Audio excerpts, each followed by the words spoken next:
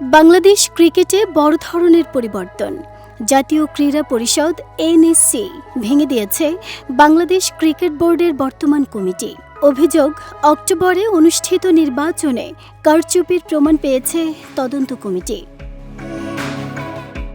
বিসিবির বর্তমান পরিচালনা পর্ষদ জাতীয় দলের সাবেক অধিনায়ক তামিম ইকবালকে প্রধান করে গঠিত হয়েছে 11 সদস্যের অ্যাডহক কমিটি।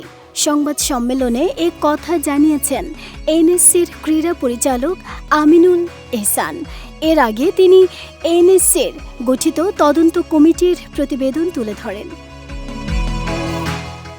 সংবাদ সম্মেলনে আমিনুল এহসান জানিয়েছেন, তামিম ইকবালের নেতৃত্বে অ্যাডহক কমিটির মেয়াদ 3 মাস।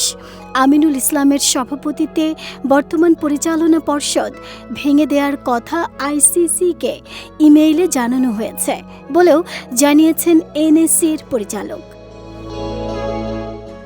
অ্যাডহক কমিটির অন্য সদস্যরা হলেন রাশনা ইমাম, মির্জা ইয়াসির আব্বাস, সৈয়দ ইব্রাহিম আহমেদ, ইসরাফিল খসরু, মিনহাজুল আবেদিন, আতাহার আলী খান, তানজিল চৌধুরী, সালমান ইস্পাহানি, রফিকুল ইসলাম ও ফাহিম সিনহা। নতুন কমিটিকে আগামী 3 মাসের মধ্যে একটি গ্রহণযোগ্য ও স্বচ্ছ নির্বাচন আয়োজন করা হবে বলে মনে করছেন অনেকেই। ক্রিকেট সংশ্লিষ্টদের মতে এই সিদ্ধান্তে দেশের ক্রিকেট প্রশাসনে স্বচ্ছতা ও জবাবদিহিতা ফিরে আসতে পারে।